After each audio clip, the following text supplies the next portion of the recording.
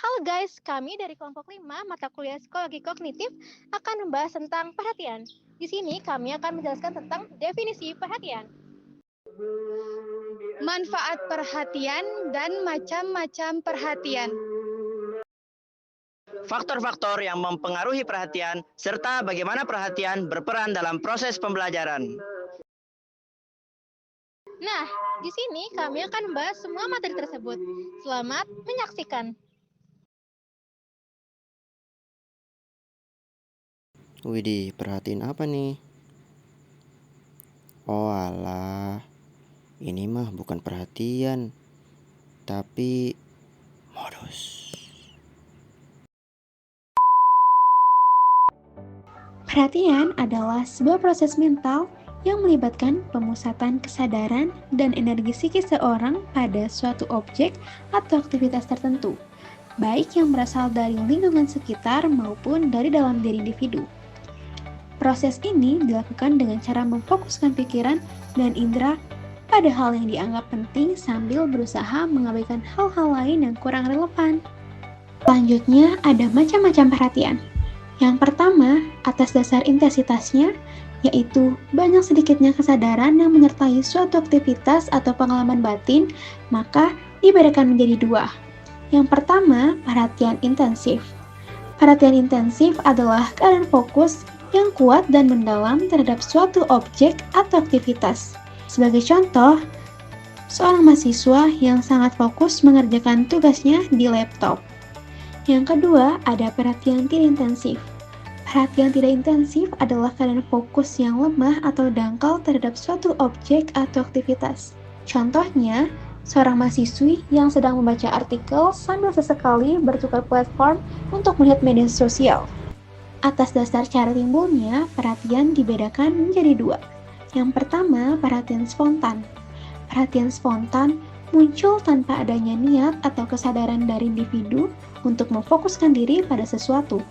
Ia terjadi secara otomatis karena adanya stimulus yang menarik, baru, intens, atau memiliki makna emosional bagi individu tersebut. Sebagai contoh, seseorang yang tidak sengaja menjatuhkan buku sehingga perhatian orang sekitar secara otomatis tertuju pada sumber suara. Yang kedua, ada perhatian sekendak. Perhatian sekendak adalah jenis perhatian yang disengaja, terarah, dan dikendalikan oleh kehendak sadar individu.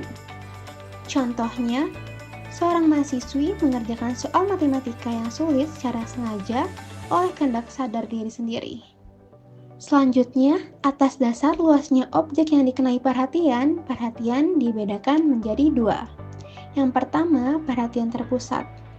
Perhatian terpusat adalah kemampuan untuk memfokuskan seluruh sumber daya kognitif pada satu objek atau aspek yang sangat terbatas dalam suatu waktu.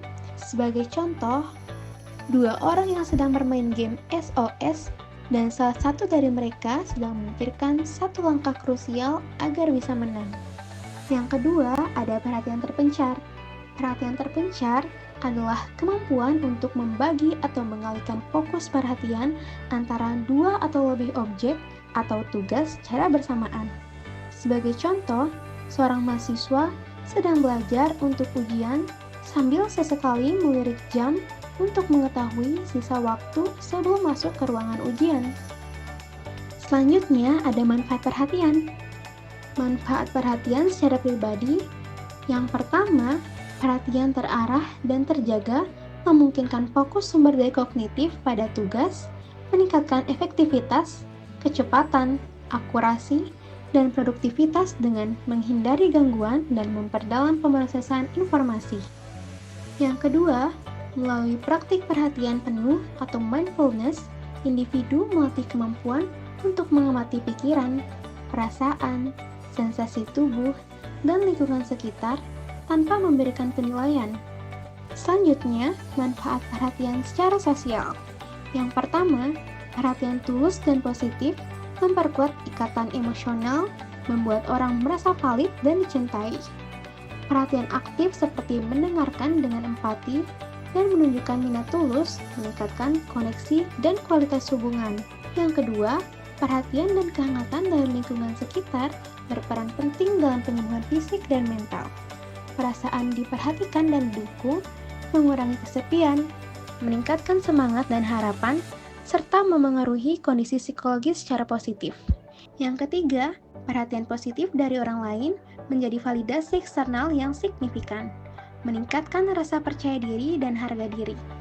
Perhatian tulus memberikan pesan bahwa mereka bernilai dan penting, yang memperkuat keyakinan pada diri sendiri dan kemampuan. Kemudian ada hal-hal yang menarik perhatian. Yang pertama dari segi objek, yaitu perhatian tertarik pada hal yang berbeda atau muncul tiba-tiba. Contohnya, 2 orang mahasiswa yang sedang duduk di gazebo langsung menoleh saat sebuah botol tiba-tiba jatuh di hadapan mereka. Kemudian yang kedua, ada dari sisi individu, yaitu perhatian tertuju pada hal yang berkaitan secara pribadi. Contohnya, mahasiswi yang baru dinyatakan lulus beasiswa langsung tertarik membaca info kampus barunya dengan penuh semangat. Berikutnya ada peran perhatian dalam proses pembelajaran. Yang pertama, ada pengendalian distraksi. Kemampuan mempertahankan fokus dan menolak gangguan sangat penting agar siswa tetap berada pada jalur pembelajaran, meskipun ada banyak distraksi di sekitarnya. Yang kedua, skema antisipasi. Dengan perhatian yang terarah, siswa dapat mengaitkan materi baru dengan pengetahuan sebelumnya. Ini mempermudah pemahaman dan mempercepat proses pembelajaran. Yang ketiga, pembelajaran aktif. Perhatian yang aktif membuat siswa lebih terlibat, lebih responsif, dan lebih reflektif dalam proses belajar, sehingga hasil belajarnya lebih bermakna. Nah, teman-teman, udah dengar kan pembahasan kita sebelumnya? Semoga dengan pembahasan tersebut dapat menambah wawasan kalian tentang perhatian. Sekian dari kelompok 5. Wassalamualaikum warahmatullahi wabarakatuh.